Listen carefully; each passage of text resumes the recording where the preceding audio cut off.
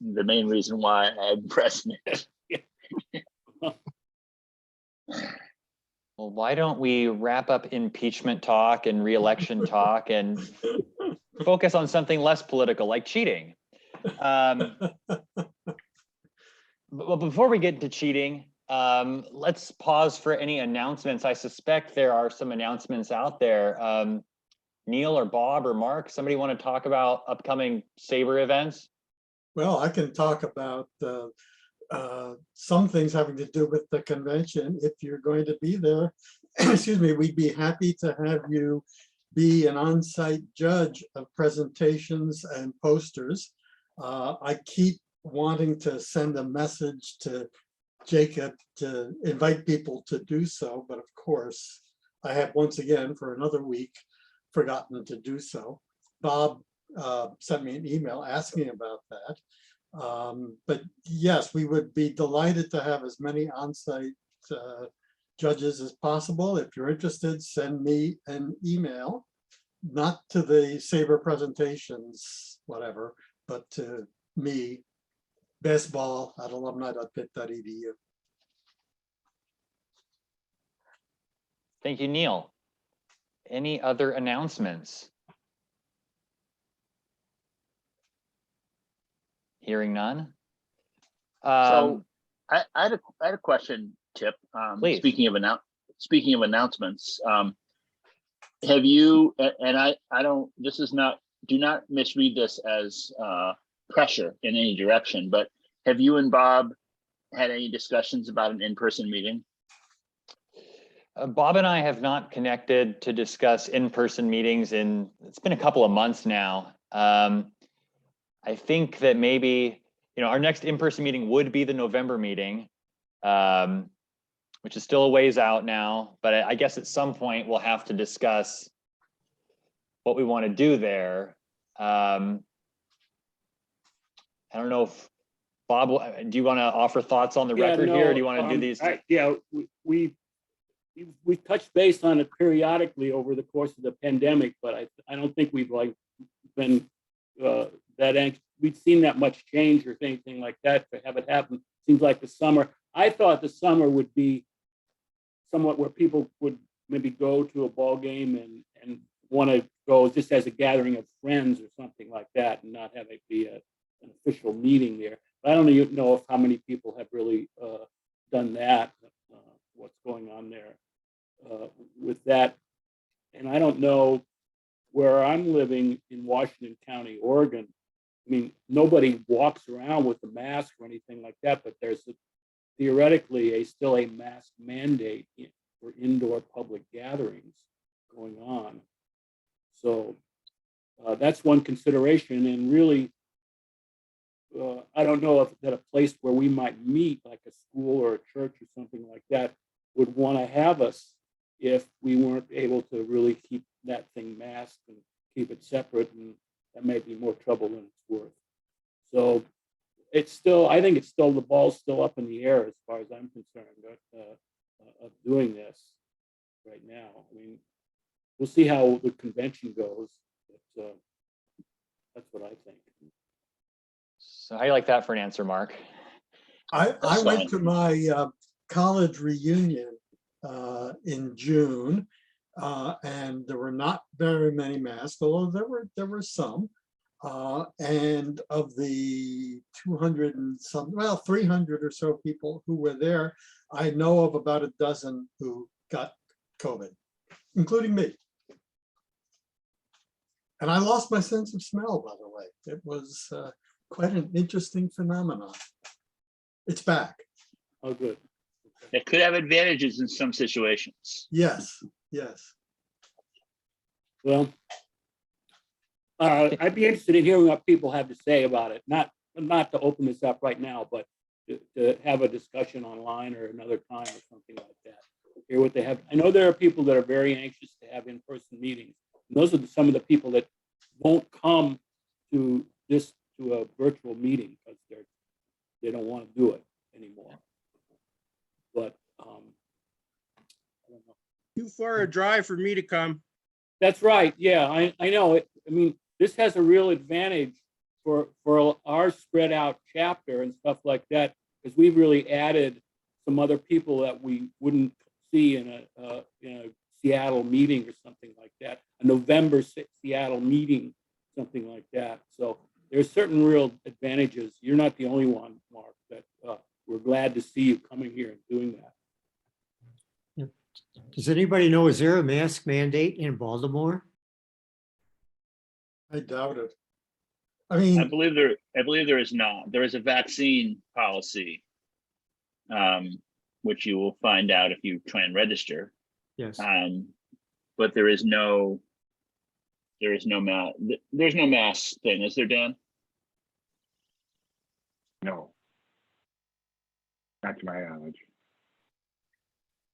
Question about Baltimore. How are the numbers looking? Are they down from San Diego, or I'm just wondering if the whole COVID has affected the numbers coming? I think probably yes. I think the forecast that I've seen from Scott is that it'll probably be more than San Diego, but not as high as we were hoping an East Coast convention would do, which is typically significantly more than a West Coast convention. And there are a number of people I know that are not going because of COVID concerns, like John Thorne, for example. And I think there might be a few people that don't want to go because of the vaccine mandate as well. Don't know. So there are, probably various reasons, and maybe even economic reasons as well. So I'm going to guess it's going to be closer to 500 than the 800 that we were dreaming of before the pandemic. Well, as long as you're not looking for a lot of the Kansas City Royals to show up, I think we're probably okay. That's true. That would be a problem. All right. Well, any last comments before we roll into the program? I attended a meeting a couple of months ago and there was talk about either getting together a list for a vintage baseball game. Does anybody know if anything ever proceeded with that?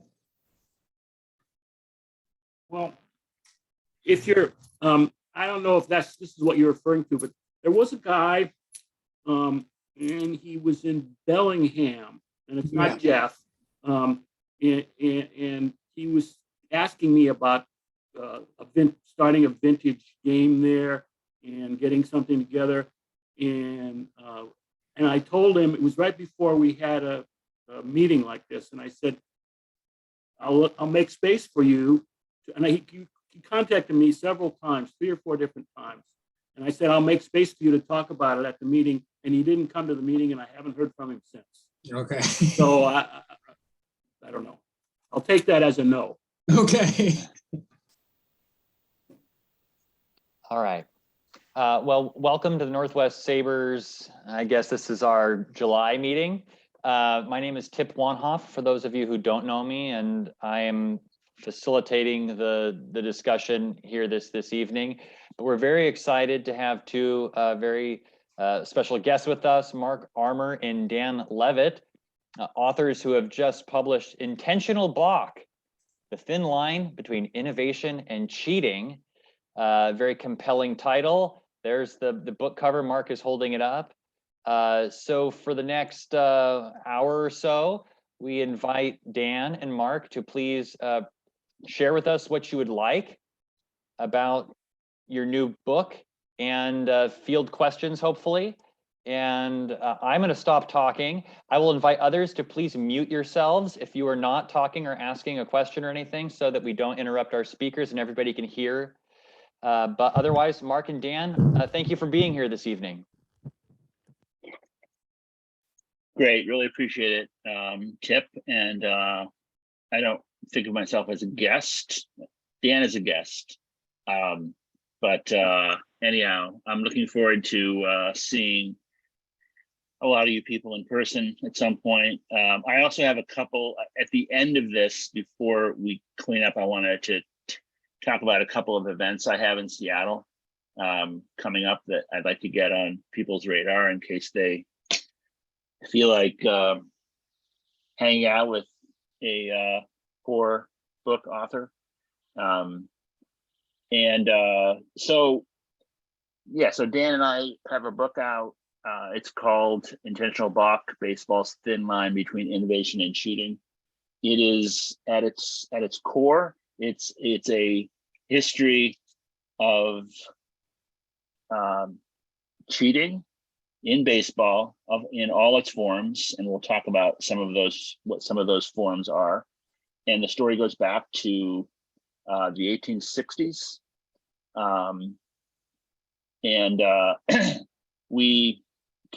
It started advancing, actually, maybe just do the whole thing. Yeah. So we define cheating as breaking a rule in order to win.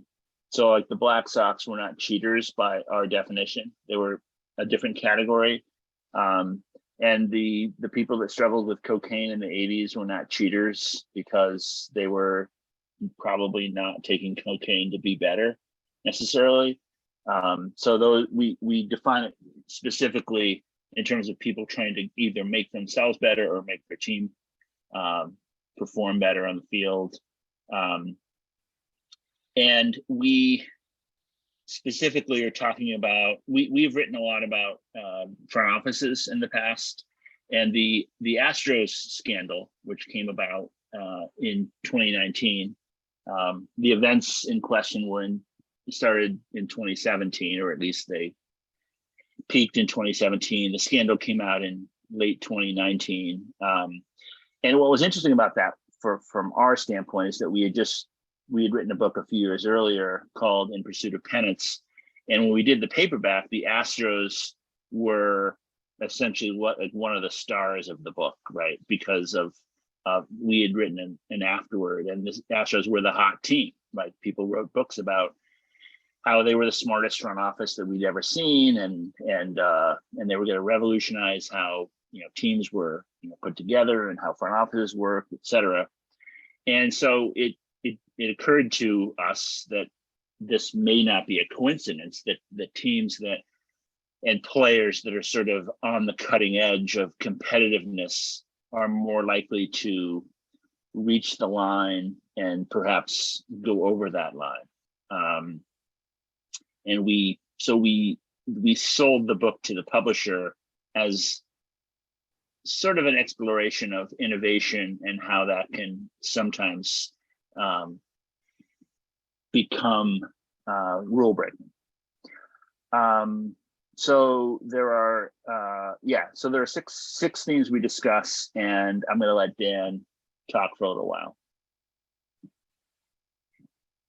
So the first theme, as Mark alluded to just now, is that competitive people will always seek an advantage, legally or otherwise, whether it's Jeff Lunau or Brand Tricky in the way that they put together Brand Tricky when he did the farm system, and which led to other cheating, or players, obviously all the stuff on the field that we hear about. I don't know that this needs a lot of explanation at this point. I'm going to run through the themes relatively quickly so we can get to a few other topics. So there's the other 5 themes. Let's just run through these relatively quickly. So the first one is, not surprisingly, baseball and cheating have a long history together. You go all the way back to the start of baseball in the 1850s and 1860s, when baseball first became competitive, when winning these club games between the Excelsiors and the Unions was a big deal. Teams were, players were revolving, meaning they were going from one team to another unfairly. You're supposed to not join a team for 30 days, if you left one team to join another, but people were doing that under the table. And then, of course, there were professionals, right? There was all amateurs at the time, but people were getting paid under the table. And that, again, is about as early as we can, about as early as baseball was around in the 1860s for competitive baseball. The teams and players were cheating. Another one, the evolution of overhand pitching, right? At the beginning, you had to pitch underhand, and pitchers would slowly raise their arm a little bit. The rule would change to allow them to to raise their arm a little bit. They raised a little bit more. At one point, there was the rule that you couldn't have your arm above your waist, and players were known to hike their pants up farther so they could, get their arm up a little bit higher as they tried to throw the ball. So baseball and cheating have been around forever. The second one, or the third one there, second one on the sheet, is that, again, as we just talked about, many at the forefront of innovation were also those that were at the forefront of cheating. Branch Rickey, who, as we all know, sort of invented the farm system, in the late 1930s, he had more than 70 players declared free agents by Judge Landis because he was illegally using multiple teams within his farm system to hold players in the minors longer than they were supposed to, and in fact had controlled multiple teams in the same leagues, which again was a definite no-no. Jeff Luna, we talked about pitchers and sticky stuff, right? I mean, some of the most pitchers at the forefront of trying to figure out how to do new pitches, they were, they're the ones experimenting with the sticky stuff. The implicit cost benefit analysis, right? I mean, this is sort of one where we look at actually 4 categories of this, and I'll just run through them. The first one is where something is viewed as cheating by what we call the consensual ethic. People felt it was cheating, but maybe there wasn't a rule against it. And one of the more interesting things that we found is that during the 20th century, there was actually no rule on the books against mechanical sign stealing. If you wanted to sit on the outfield with binoculars, you could do that, but you were gonna, all the other teams were gonna think you were cheating, and you were going to be secretive about it because you felt you were cheating. Then there's ones where there's maybe a rule against it, but most of the players and or teams are ambivalent. I think one of the things we might say there would be sort of a spitball during much of the second half of the 20th century, where people may or may not have been using it, and if they were caught, it was often more of a joke story than actual view of they were cheating. And then there's another category, and this is where, let's say that, everybody agrees it's cheating, but it's either undetectable or unenforceable. And an example there might be steroids in the 1990s, where there was a rule against it, people felt it was cheating, but there was really nothing to do about it unless you could do random testing. And all 3 of those categories really lead to chaos and controversy if, if you don't do something about it, where the costs and the benefits don't match up. And that is, and if people feel that the action is cheating and the cost and the benefits don't match up, you end up with things like the sign stealing scandal or the cheating scandal or the sticky stuff scandal on the pitchers. And then the last category is the one where you wanted to make it work, which is there's a rule, the rule is enforced, and people will believe in that rule and its enforcement. So people believe it's wrong and it is enforceable. And then the last thing that we talk about, the last theme, is really, what's the reaction to cheating? Has it changed over time? And why has it changed over time? And why is some cheating looked at differently than others? And we talk about this, why is on-field cheating maybe treated differently than off-field cheating? Roster, if you're cheating on the roster, Braves GM John Capalella was banned from baseball for illegally signing minor international free agent signings against the rules and getting more than was his fair share. And yet he was banned for life. So clearly baseball felt it was an issue, and yet it certainly never got the kind of attention that sign stealing or the sticky stuff pitchers attention that got. And in many ways, sort of being able to sign all these extra players has probably had a much larger effect on sort of team development than these other items. Although, of course, I think 13 of the Braves were eventually made free agents. And then the last thing, and we talk about a lot of different things around this, but just one other thing that I think is interesting is sort of the complexity of the cheating.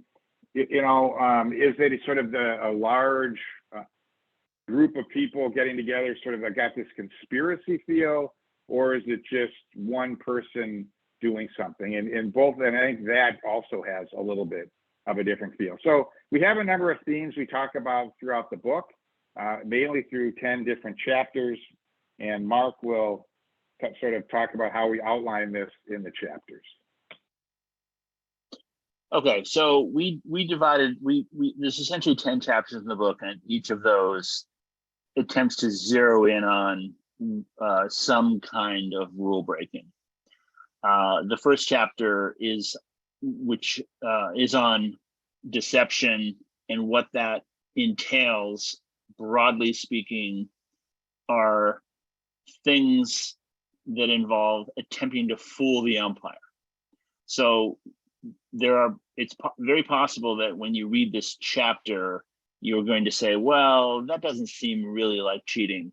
And we decided that it was cheating in a sense of the word cheating, but it's possible that there is some cheating that is not really bad, and you might do it, and you might even teach your kid to do it in Little League.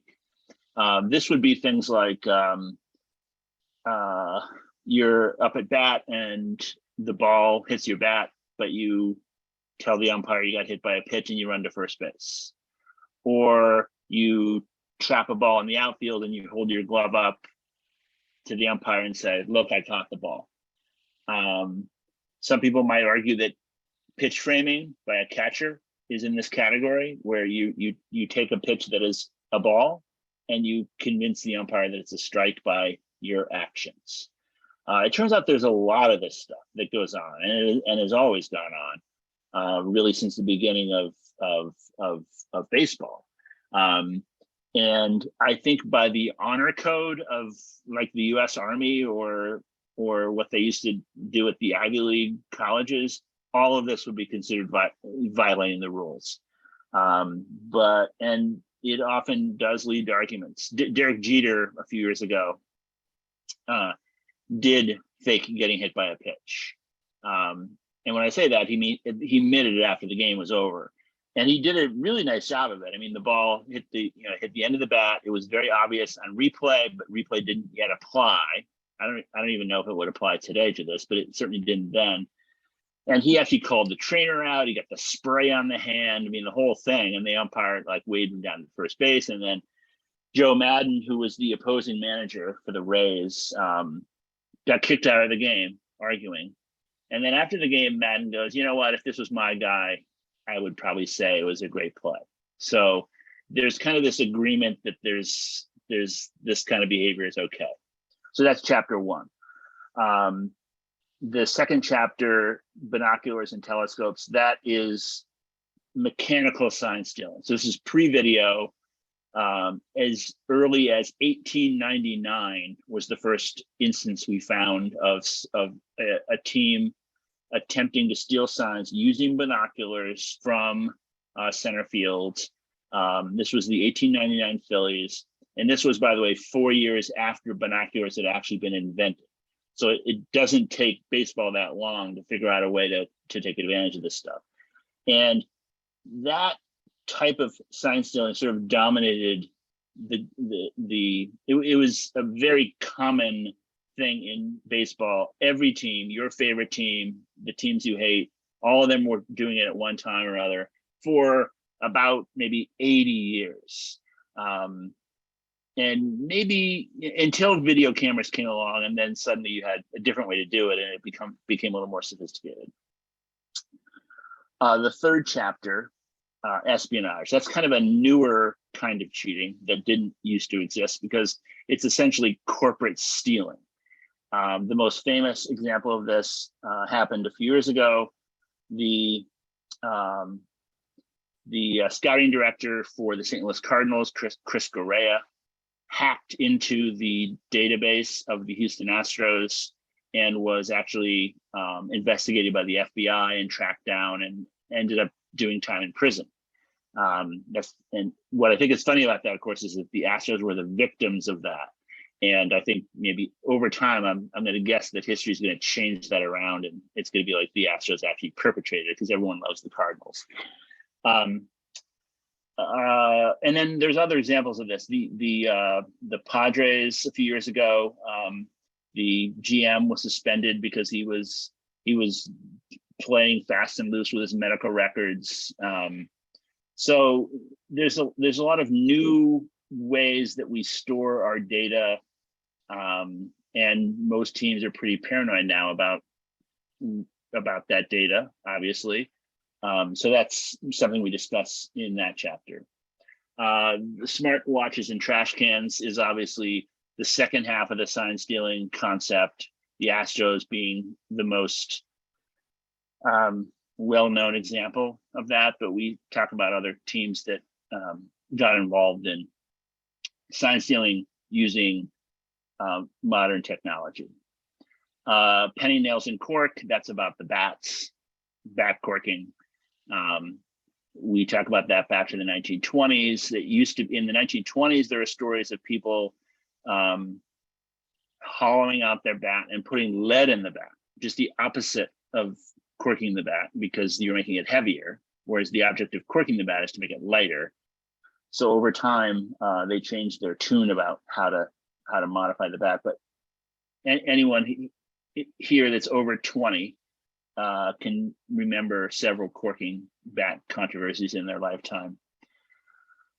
Rakes and hoses is about the grounds and the things that different teams have done to the playing field. So this is essentially the groundskeepers, but teams are obviously involved in telling the groundskeepers what to do.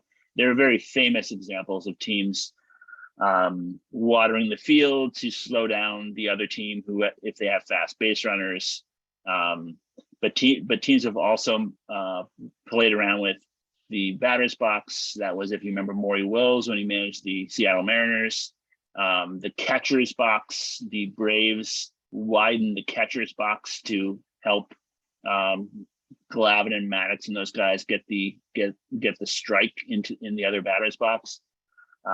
They were caught red-handed.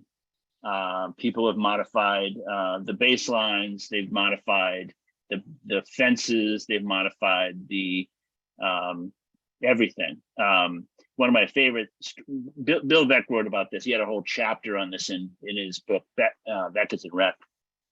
And most of the stories hold up. But he talks about when they used to manipulate the mound to make it high or low, depending on the opposing team and also his pitcher. So, Bob Feller wanted the mound a certain way, and maybe some other pitcher wanted another way. And the funniest thing was apparently Bob Turley.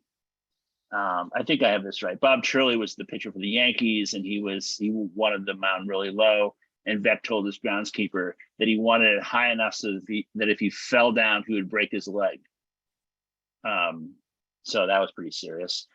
The roster shenanigans, that is, Branch Rickey is sort of one example of that, but people have been playing around with their roster illegally from the 1860s, and likely today. It probably happened today while you were having dinner. And this includes hiding minor leaguers, it includes signing underage players, it includes giving bonuses under the table, it includes making deals or talking to free agents before they're actually supposed to be free agents. There's just a number of stories that go back, throughout the 20th century and recently. The story that Dan mentioned about the Braves GM, that happened 5 years ago, and he is banned for life. Greenies is amphetamines, obviously. You guys probably know all about that. And juice is steroids. So we kind of divide the performance enhancing drugs into these two chapters, and I think we do a pretty good job distinguishing why they're different. And your mileage may vary about whether they should carry the same opprobrium, but they are definitely different in terms of what they're supposed to do. And then finally, the 10th chapter is Grease and Glue, is about the pitcher and the ball, and various ways that the ball has been doctored. And again, that goes back to the 1890s. And as you know, it was a pretty big deal in 2021. So that's also a century plus long story. So that is how we organize the chapters.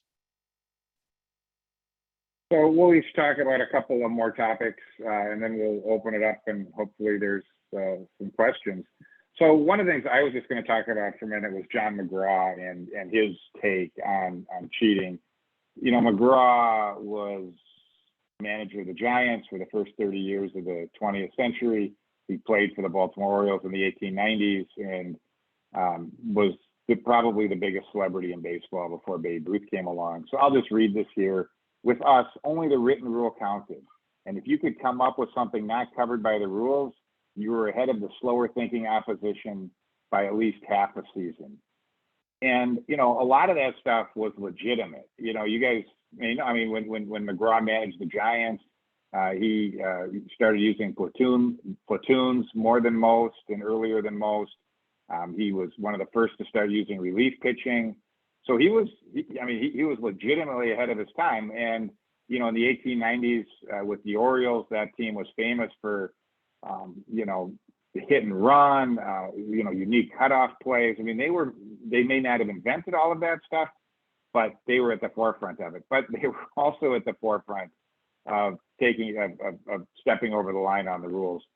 Just going back to Mark's comments on groundskeepers, the Orioles had a groundskeeper named Tom Murphy.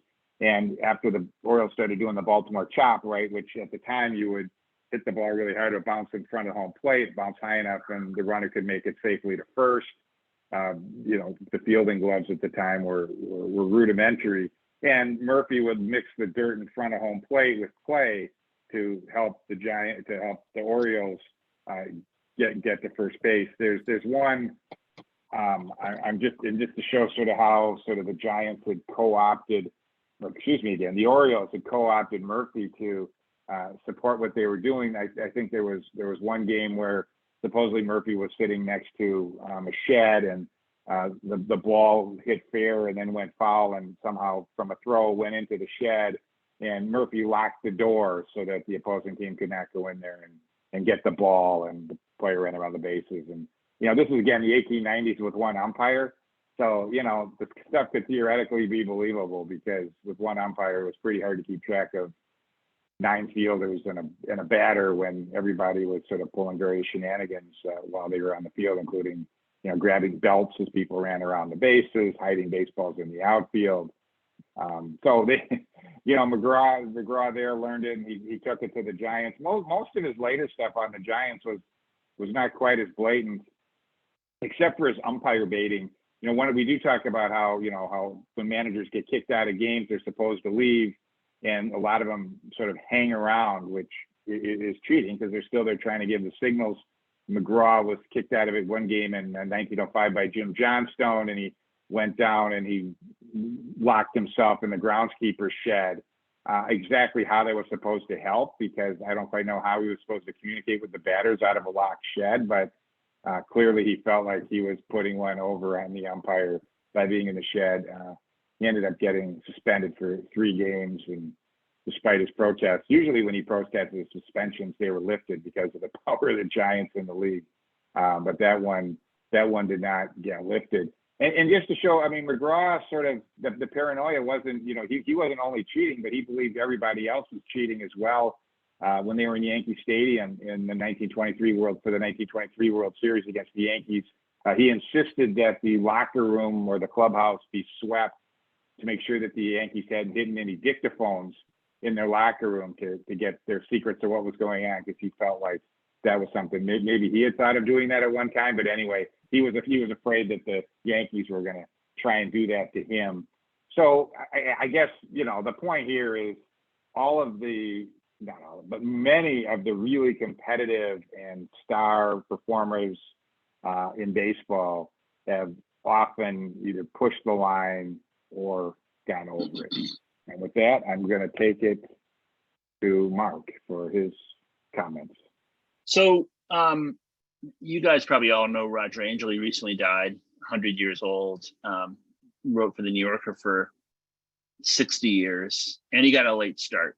And I found this quote after the book was already at the publisher, so I couldn't put it in, and I would have, or we would have. I would. I'm pretty sure, because he kind of gets at what we're trying to talk about in the book, which is that everyone loves Roger Angel, right? So Roger's Hornsby, who's a different kind of character altogether, said near the end of his life, he actually wrote a book. He'd been in baseball, since the 20s. He wrote this book in the 60s, or since the teens. And he said, I've been involved in baseball for 50 years, and there's been cheating in every single game I've ever been involved in as a professional.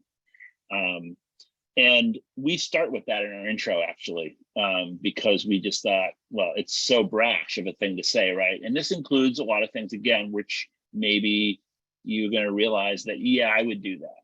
And then other things you say, well, I wouldn't do that. That's going too far. And one of the most fun parts of this process for me in the past couple of years is that I would talk to people who were not ball players or famous athletes or anything, but just friends that I have who were, grew up playing basketball or whatever. And I would ask them about like whether they ever cheated. And then I would give them an example of something and they would go, well, yeah, I would do that. So I think most of us sort of have that line. What Angel was talking about, he wrote this in his article after the 1978 World Series. For those of you who are old and remember the 1978 World Series, there was a play in Game 4.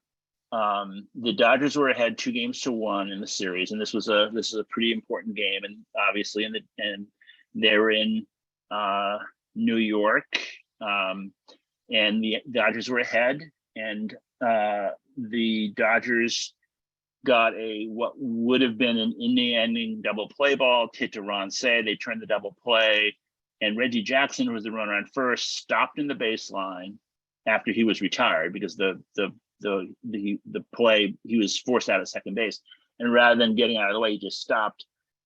And then when the throw came, he moved his hip into the ball, and it hit his hip and then like rolled out of play.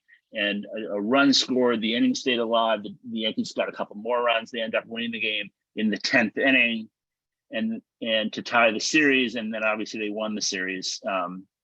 They won the next 2 games as well. So I think there's certainly some reasonable chance that this was one of the most important plays of the entire series. Tommy Lasorda apparently never got over it. Jackson said that, anytime he saw Jackson, he would sort of turn the other way, or he'd start to get red in the face, that he was so angry about it. Jackson didn't make any bones about what he had done afterwards. I mean, he was a little coy, but he just basically said, my job is not to worry about that. My job is to win. And, he won. His team won. And Angel talked to Steve Garvey about this afterwards, and Garvey was the first baseman who would have caught the ball to end the inning. And Garvey basically said, he talked about, well, there's people are competitive, blah, blah, blah. And then Angel said, well, would you have done it? And he goes, no, I wouldn't have done it. Ultimately, no, I would not have done it. And maybe that's true. And this is what Angel wrote about, which is basically, this is how I want baseball to be played. As a fan, and he wrote as a fan, he wanted people to play that way. And if the umpires called them out, then so be it. And if the umpire didn't, well, you won. And the Yankees won. And he was not really a Yankee fan at that point. He did end up becoming a big fan of the Joe Torre teams. But at that point, however, he did say that the Yankees win. And they win because they're not afraid to do it, these kinds of things. So the last thing I was going to talk about, which would be just a little bit of an example of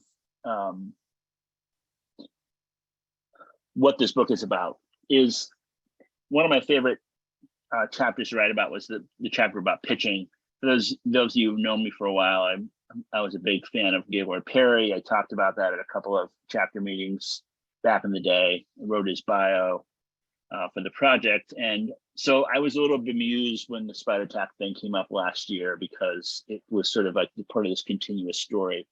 So I wanted to talk a little bit about the ways you cheat with a baseball. So I have a baseball in my hand, and so I'm just, this will be pretty brief.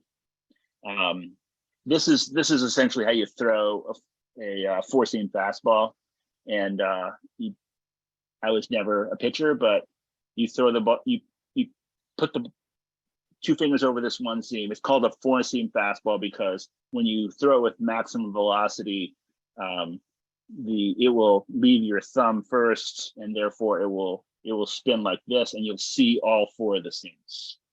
A two-seam fastball, you throw it this way, and you only see two seams. So that is how a major league pitcher has thrown a fastball really since they started to have seams this way.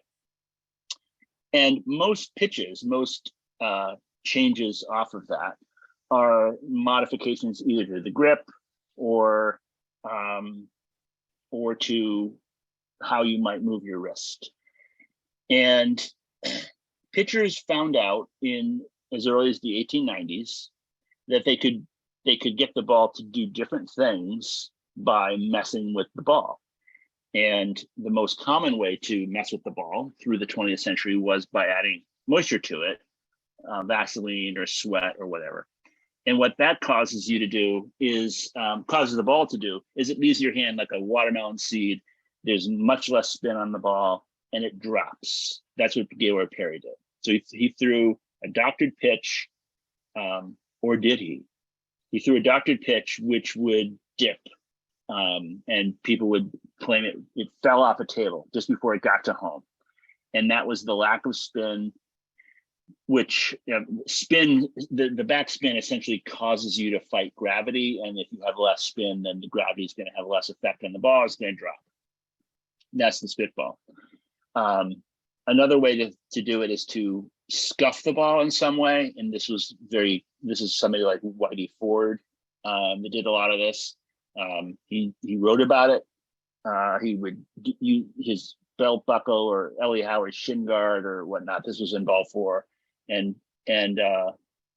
Ford later admitted it all. And the ball then sort of behaves haphazardly and moves some way left or right.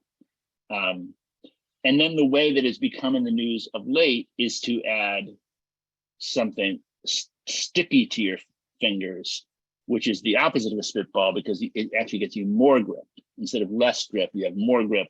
You therefore have more backspin and theoretically more velocity. And the reason why this is innovation and why we talk about it as innovation is because we learned all of this, or we learned all of this definitively about 5 years ago when StatCast began to measure all of the pitches, that the pitchers ever pitched. And you could go to the Rapsodo lab in Seattle as a pitcher, and you could try every pitch over and over and over again, and you could get a printout of precisely what that pitch did. Okay, I added a little Elmer's glue to my finger. I got 2 miles per hour more on the fastball. I scuffed the side of the ball. It moved 3 inches more to the left. And pitchers now have, it used to be that Jim Bouton had the line about Whitey Ford's pitch in ball four, which I can never forget, but he said basically he could get it to sing an aria or whatever, but that was Bouton's way of saying like it just did crazy things. But now we don't say it did crazy things. We precisely can measure every single pitch. And Trevor Bauer, who was going to be much more of a focus in our book until he went off the rails, and we had to back off a little bit on him. But he was a guy that did go to Rapsodo and did figure out how to do this and did figure out how to get more spin on his pitch and talked about it very openly. And he got more spin, he got more velocity, and he won the Cy Young Award. and we describe in detail what he did, but he essentially called his shot. Like he basically said, like, watch this, and went out and became a much better pitcher. And he also named names of other people that were doing it, like Garrett Cole and Justin Verlander, both of whom were later accused by the Angels guy that was making the substances. So anyway, we talk in quite a bit of detail about the ways one can doctor a ball. The key takeaway is it's always been happening for 120 years. Pitchers have always known roughly what would happen if they did these things. It was cheating as of 1920. Before that, for the most part, you could do whatever you wanted to the ball. It seemed to have slowed down a bit after that, but by the time I was a kid, it was a pretty big deal. I mean, there's a lot of really good pitchers that were throwing the spitball, and only half denied it. And Preacher Rowe and Perry, of course, Lou Burdett, Drysdale, Ford, they all threw doctored pitches. And now, of course, we're in a different time and everyone denies it. And now they're checking gloves, and all of this is going to change. We're a little bit more serious about it, mostly because batters can't hit anymore. I mean, that's basically the biggest problem. I think if batters were hitting like they did 20 years ago, nobody would care. But the fact that no ball is getting, they're just far fewer singles and doubles than there used to be. So I think that's one of the problems. So that's one chapter, and we kind of take a lens to all of the other 9 chapters in sort of similar ways. We try and step back, what's happening, why is it happening, and how do the people in the game actually feel about it.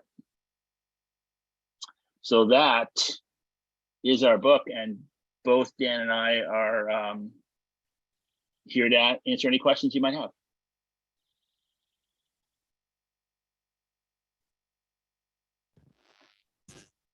I'm about a third of the way through the book, so I apologize if this is covered in it, but do you think there's a certain sort of bias between pitchers cheating or altering substances of the ball versus like hitters corking their bat or using steroids?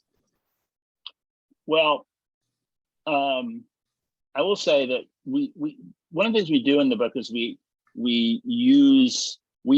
often rely on the people within the game to explain how it is that they feel about this stuff, right?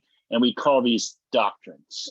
And the doctrine that we ascribe to Keith Hernandez, because Keith Hernandez said this in his book, in one of his books, I guess he's written like 5 books, but one of his books, he said that he believed, or he maybe even said players believe, that any cheating that is done on the field of play with everyone watching is gamesmanship. So that would be the pitcher. Whereas the batter is actually going home and doctoring his bat and then concealing the evidence and then showing up.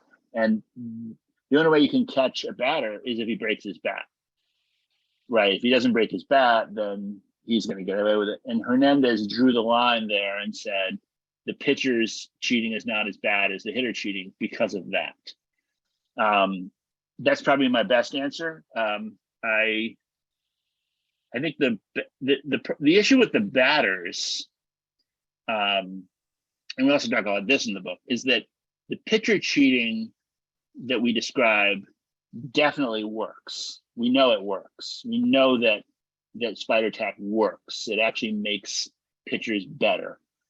There is some doubt about whether corking a bat helps a batter. I mean, there is, and when I say that, I'm not relying on what Dan and I think. I mean, there's actually scientists that have discovered this, have studied this in real labs.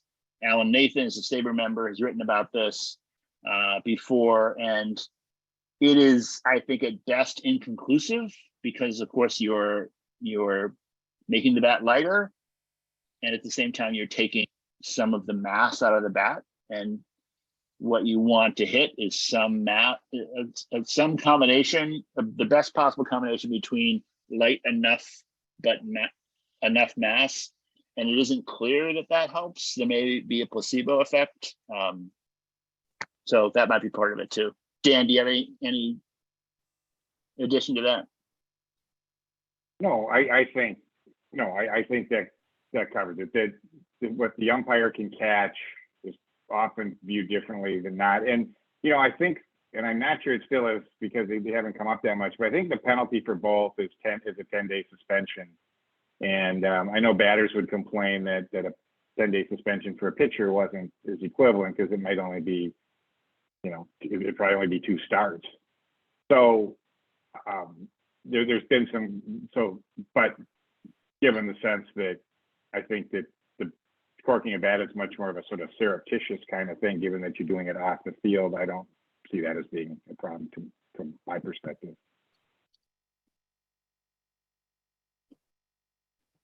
So we do have That's some a chat questions question. in the chat. Let me see if I can. People making fun of Garvey. Okay, that's okay. Deal with that. Did you encounter any novel methods of cheating that didn't involve players? For example, the grounds crew. Why don't you try that, Dan? Well, I think that as Mark was saying, I mean, there was almost an infinite number of ways that the grounds crew cheated. I mean, that's sort of the side thing of that is how much that the head grounds crew considered themselves part of the team. I mean, they viewed themselves as part of the team, and if they could help the team win, that was part of their job. And I'm just going to go back to the catcher's box thing, which I had not heard before. Was fascinating because what happened, it was a Friday night game between the Brewers and the Braves, and the Braves made the catcher's box bigger so that the catcher could set up outside, and theoretically that would give you a better chance of getting an outside pitch called a strike. And then on Saturday night, the box was back to its regular size because apparently the Brewers had complained, and the TBS broadcast superimposed Friday night's catcher's box over Saturday nights, and so you could see that it was bigger. And that so incensed the Braves owners that the next day they didn't allow the TBS crew to travel with them on the team plane. Eventually, I mean, there's this one day and there was a little bit of a brouhaha and they relented. But, you can see there just, I mean, how sort of, if there was something that you could do in terms of the grounds crew, you would do it, whether it was, those are some of the funnier stories in the book. Is just playing around with the foul lines.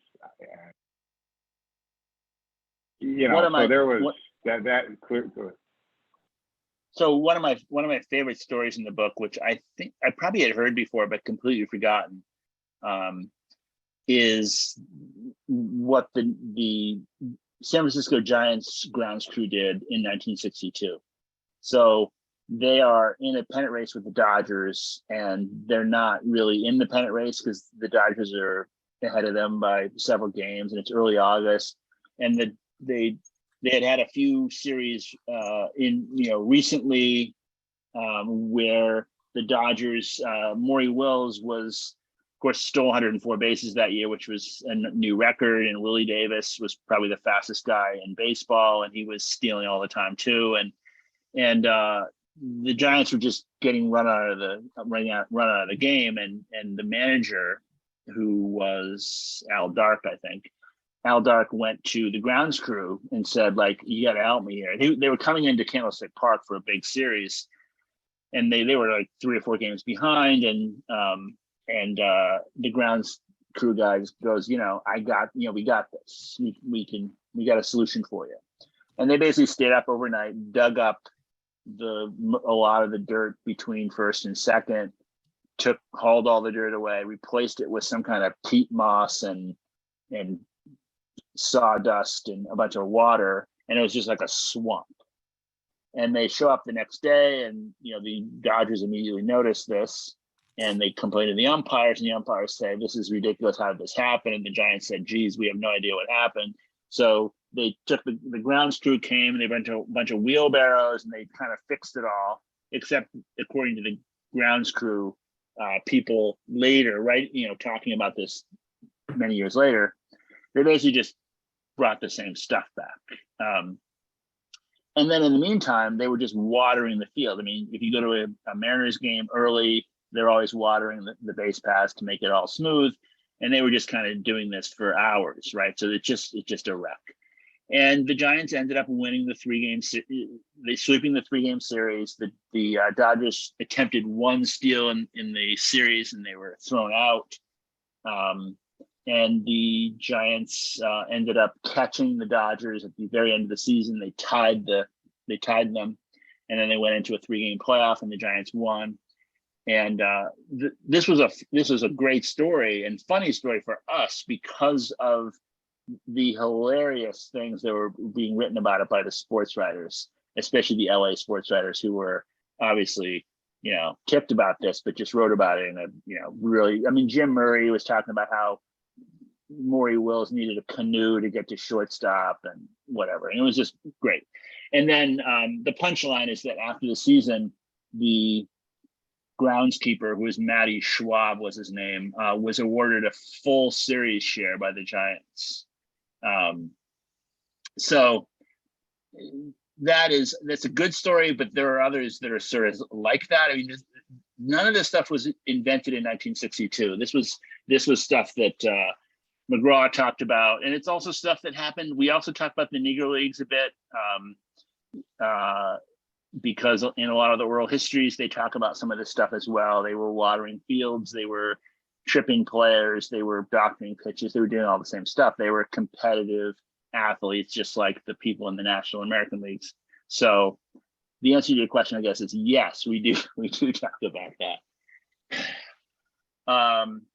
Was the main motivation to write the book the Astro garbage can scandal, or was this something you were planning to do before that? Dan, why don't you start with that, because it was you that kind of kicked this off. Yeah, we had been. It wasn't really the garbage can scandal. We'd been talking about trying to do a book, and I'd actually been looking to do something about Mcgraw, and we'd been talking to a number of publishers. And what was interesting is what people were most interested in about Mcgraw was all the cheating stuff. And so, given that Mark and I have sort of, our interest has always been in team building and what makes teams win. I mean, this really is sort of a spin-off from that. And it's, what have teams done, pushing beyond the line to help themselves win.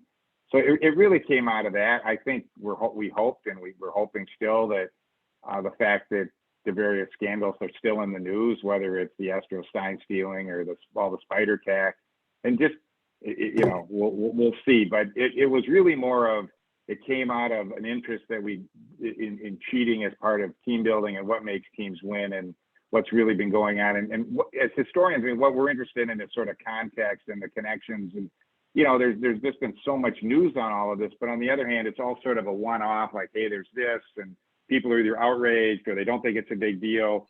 But I think, again, what makes the story interesting to us in many ways is the fact that you bring context to it, and you can look at the connections between the various types of cheating, between the different types of cheating themselves, and then among the different cheatings over time. So do you consider pitch framing by the catcher, is pitch framing cheating? That's the question. So this is how I would answer that. I would say, yes, it is. It is cheating. The other question then is, like, is it okay? Because one of the things we talk about in this book is that, yes, this is all, people cheat because we define cheat as breaking the rules, and we define the rules, the rule book. There's unwritten sort of ethics between the teams in terms of how people should behave, and we would call this cheating. But on the other hand, we also believe, because players believe this, that part of winning has always involved, not just in baseball, but also in other sports and other activities that involve competitive people, that there's always this gray area of cheating that's like okay, and pitch framing is probably for most people within the game in that category. You're trying to fool the umpire, but you know it's and you shouldn't try and fool the umpire. You should let the umpire, you should give the umpire the best view possible, but they don't do it. One of the other things that Hornsby said, which I probably should have mentioned, is he not only said that everyone, that people have been cheating, my whole years in baseball, and that's the way it works. But the key part of his comment, which I left out, is that if you weren't willing to do that, he didn't want you on his team. You had to be willing to push the envelope. And if you weren't doing that, I think he used some comment like he'd go play in a church league or something. Like, this is professional baseball. This is not just a sport. We're trying to win. We're trying to make money. We're trying to feed our families. And that's what we expect you to do. Then there's an example of a guy, Al Worthington, who was a pitcher for he came up with the Giants in the 1950s, and they had a sign stealing operation, and he went to the manager and he said, this is wrong. I can't do this. I'm a Christian. How can I go to church on Sunday if this is happening? And the manager said, well, I go to church on Sunday too. And, it's like, but he also said, okay, we'll stop. And apparently he stopped. Worthington was convincing. So, which is interesting because Worthington wasn't like that important to the team. He ended up getting traded to the White Sox. And when he got to the White Sox, he was playing for Al Lopez, the manager. And he went to Al Lopez and he said, they were also sign stealing, right? They had binoculars in the scoreboard and they had a pretty sophisticated operation. And he went to Al Lopez and he did the same thing he had done with the Giants. And he said, well, I can't do this. This is cheating. And he goes, well, I'm the manager. Then, I would not make you do anything that I didn't think was right. So then he went to the general manager, was Hank Greenberg. And Greenberg was a notorious sign stealer as a player. And then now he worked for Vec for most of his years as a GM, and he was sign stealing again. And he basically said, yeah, well, that's just the way it is, kid. And then he went to the owner, who was Vec, and Vec said, yes, who do you think bought them the binoculars? And he ultimately quit Worthington. He left. He was out of baseball, or he was in the minors and not affiliated with the team. He had a couple of years before he came back, and he ended up pitching a handful of more seasons in the 60s with some success. But he was probably the closest thing that we found to somebody who just couldn't go along with. And Hornsby called him out, because Hornsby, when he wrote his article, Worthington was sort of in the news, and he basically said, this guy can't play for my team, Worthington. So, yeah. Do you consider any ancillary antics such as sabotage to the visitors' clubhouse amenities, bullpen comms, etc.? Do you cover? We did talk about, I think it was Frank Lane, when he was with the White Sox, he disconnected the air conditioner in the visitors' either, I guess, clubhouse or maybe dugout or whatever. And his answer when somebody asked him about it was like, just bring your own air conditioner. So yeah, I mean, we don't get into that in too much detail, but I'm sure that kind of stuff has been happening. I know the Celtics, this is in basketball, but the Celtics were always being accused of toying with the showers and whatnot, and whatever in the visitors. And Bob says, I'm thinking you're considering collusion, such as the owners conspiring against free agents and players union, as outside the scope of this book. Correct. And the answer is correct. We did. I can see an argument where it is in the book. I mean, it certainly is cheating. It's sort of, I think we were focusing it sort of at the team level, the player team level, and that there's a lot of cheating. If you opened it up to owners collectively cheating players, that would be like a whole nother book, right? I mean, that's been yeah, I mean, that's crazy, that stuff. Why has the Astros incident continued to resonate even 5 years later? It's hardly the most egregious cheating incident in history. That's a good question. What do you think, Dan?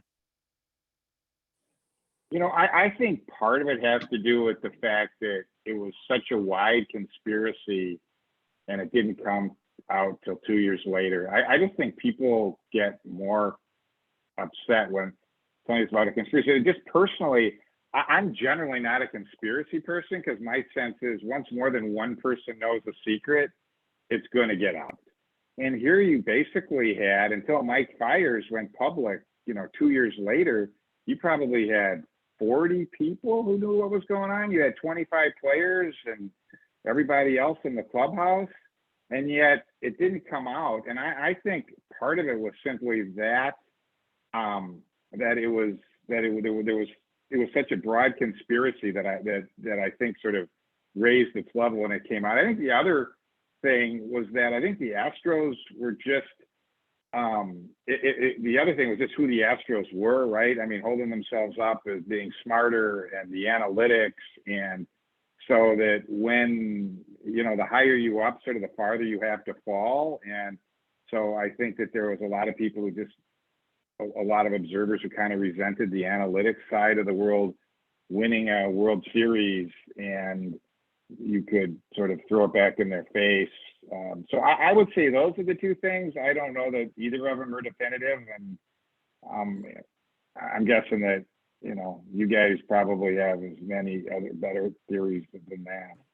Well, I would add that they won the World Series. That was another problem that people had, right? And I certainly know Dodger fans that will never sort of, I wouldn't say won't get over it, but they always will consider that a tainted. They were robbed of that series, and I think it's similar to steroids. And we do discuss this a little bit in the book about what's the difference between steroids and amphetamines. And I will say that the players themselves thought there was a difference. I mean, they thought there was a difference from themselves. They thought there was a difference in terms of how they felt about other people doing it. And one of the differences really is that there might not have been a difference in terms of the rule book, at least once amphetamines were included as a banned substance. But amphetamines in the 70s did not cause anyone to hit 70 home runs. And I think that kind of, I think, was more of a problem for people. Like the sacred records weren't following. I think if Bonds had never if he had hit, 630 home runs instead of 700 and whatever the hell he hit, or if none of these, if Roger Maris was still the record holder in home runs in a season, I think it would be a much lighter controversy. And we certainly have a difference in, there's people that have been docked for steroids that are playing today, like Nelson Cruz, that are pretty well liked, and everybody loves Bartolo Colon. He flunked the test. I mean, I think that my advice to Barry Bonds would have been like, just don't hit 70 home runs. That's the problem. Players get LASIK and other surgeries to improve their physical attributes. Why is that considered to be okay, but PED was considered cheating? Dan? I'll take a stab at this. We do talk about LASIK in the book. I mean, one of the first pharmaceutical cheating scandals to come in baseball happened in 1951, when it came out through sort of a conversation that Bertie Tebbetts was having at a winter meeting, that and then someone confirmed it with Steve O'Neill that in fact, Hal Newhouser had taken Novocaine shots to his shoulder in 1945, the year he won the MVP and the Tigers won the World Series.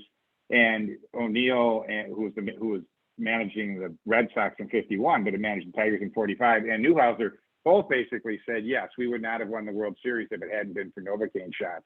And the headlines are very different. I mean, some of the headlines were Tigers doped their way to World Series, and others were more of, gee, you know, Hal Newhouser took these Novocaine shots.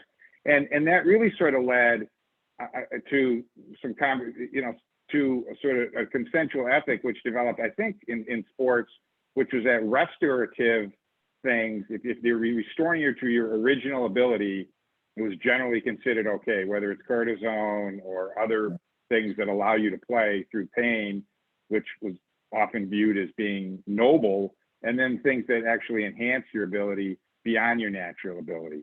I mean, you can sort of argue where exactly stuff falls on that line. I don't think there's any bright line on this, which kind of makes it fun. You know, I think, you know, maybe LASIK allows a person to be able to see again as they would as before their eyesight went bad, or Tommy John surgery sort of restores you to where you were before you hurt your arm, versus allowing you to move to a new level. And I think of players, and just going back to the amphetamine steroid dichotomy, I think a lot of players viewed, I mean, if you read what players said about amphetamines, it was really a gee, you know, there's no way you can make it through a 162 game season. It's just really, really tiring. And amphetamines are really a way that allow you to play through a 162 game season, versus steroids, which sort of enhance your ability beyond what may be sort of a natural level. Again, I don't think there's a bright line on any of this, but those would be a couple of the things that the restorative versus performance enhancement and has really been something that's become, I think, how it's been looked at. I speak a little bit, ask a related question on that. I am a genetics professor, and I'm not wearing a tinfoil hat, but I can tell you that they can do genome editing to try to repair things in the human body, and they would not be able to detect that the changes have been made. In the Peking Olympics, there were all kinds of crackpot things going on that really weren't, would not have worked.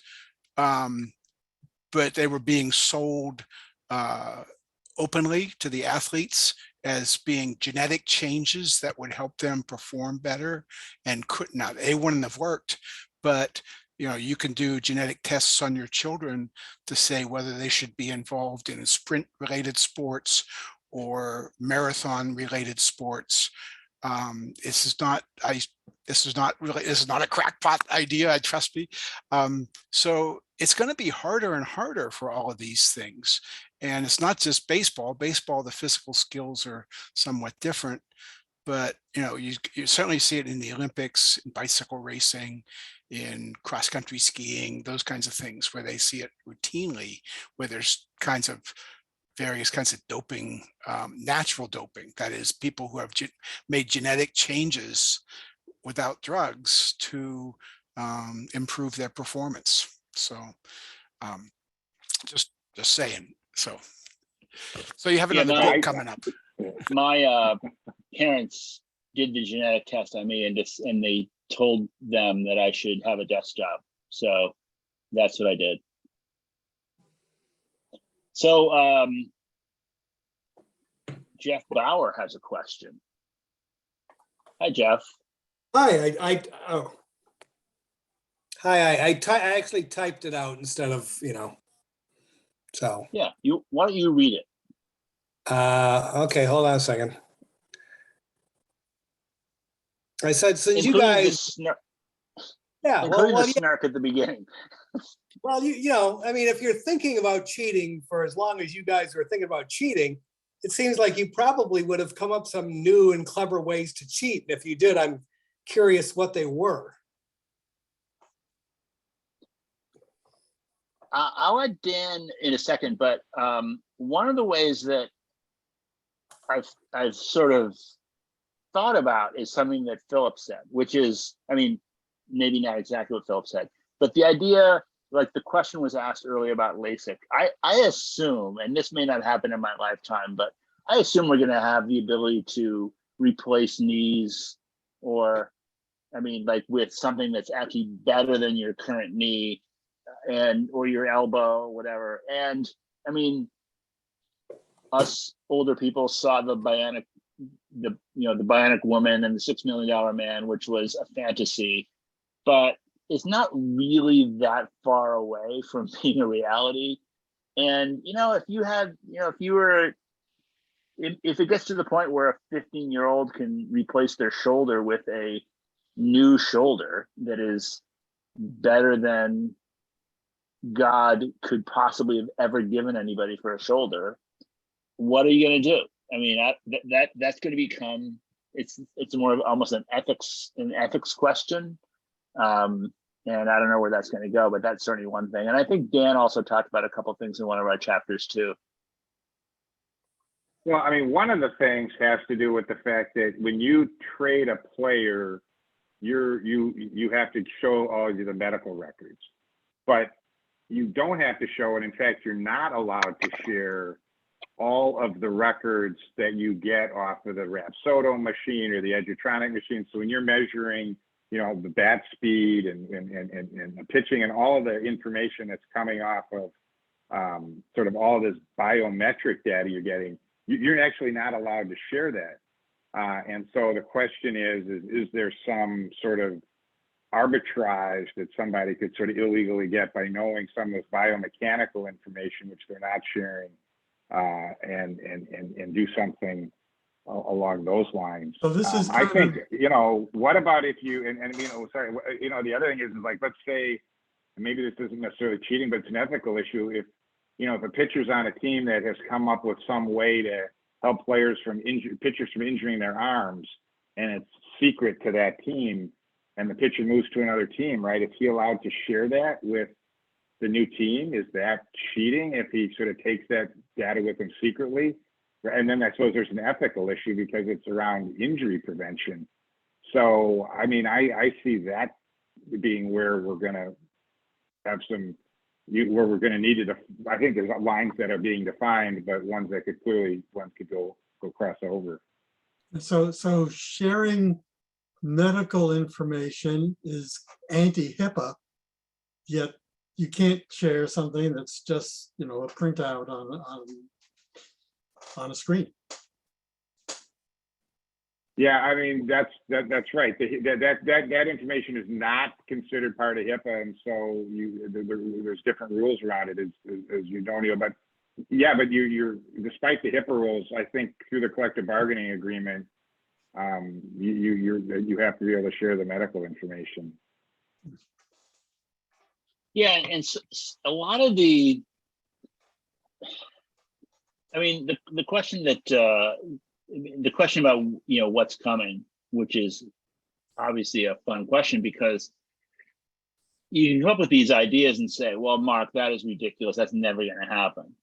But you would have said that about some of the stuff that actually has happened as well. So I would argue that if some team, and it might not even be a team, it might be a rogue agent that tells a team, figures out a way to manipulate the robotic pitch calling stuff that's coming, then I think that it would happen. I don't think the history of baseball does not tell us, does not inform us that teams would have information and not use it. So if there's a way to manipulate that system, let alone the players figuring out a way to manipulate the system by crouching and wearing their uniforms in weird ways. I mean, that I'm sure that's going to happen as well. But certainly, if you look for new ways of cheating, it's probably with new technologies, new tools that we didn't used to have. Mark and Dan, we're down to our last 5 minutes or so. I know, Mark, at the start, you wanted to announce some upcoming talks that are on the books. I don't know if you have any final remarks or last questions you want to address before you make those announcements. Does anyone have any questions they want us to answer? Because my announcement will take a minute. So I am going to be, I've kind of lost it. Hang on a second. So I have two events in Seattle. One is on August 15th, which is 2 weeks from this coming Monday. So like in 17 days or 18 days, I guess. And that is at Third Place Books, and it's the one in Lake Forest Park. I say that confidently, even though I don't actually know where that is. So apparently there's multiple Third Place Bookses, and this is one of them. And that is, and I am going to be, it'll be different than this because it's actually going to be a Q&A. Art Teal is going to be asking questions, and I'm going to be answering questions, which is like perfect because I don't have to prepare anything other than maybe know the book, which is great. And then the SABR convention starts 2 days later. So I'm actually going to be flying to the convention out of Seattle because I have to be up in Seattle. And then on the 29th, which is 2 weeks later, I will be at Elliott Bay. And in that one is also a Q&A, and the person who is the questioner is Claudia Rowe, who was our editor. I would really, it would be fun to see people, even if you didn't buy the books. It's nice to have friendly faces in the audience. I wouldn't expect you to go twice, but if anybody can make it to one of those events, that would be great. It could be fun. I mean, Art is probably hopefully going to read the book and probably ask more interesting questions than a typical person would because he's, you know, really big baseball dude. So looking forward to that. So either of those. Dan also has a lot of events too, but they tend to be in the Midwest. So I think this is a Northwest crowd, which is the reason why I hogged the microphone. I also can say, and I have no idea if this means anything to anybody, but on Monday morning, this coming Monday morning, which is in 4 days, I'm going to be on the TV show AM Northwest, which is in Portland. Is it KATU? Maybe it's wherever the ABC affiliate is. And I'm going to be on their morning show with someone for, I was told 6 to 8 minutes. So if anybody watches morning TV in the Portland area, here's your chance. But anyway, it was great to be here and see some friendly faces.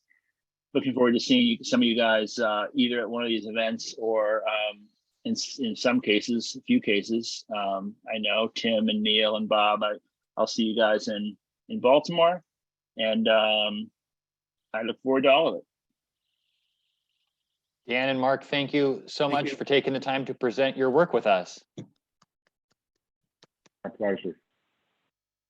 See you down the road. Thank you, everybody, for coming out tonight. Thanks to you, Tip.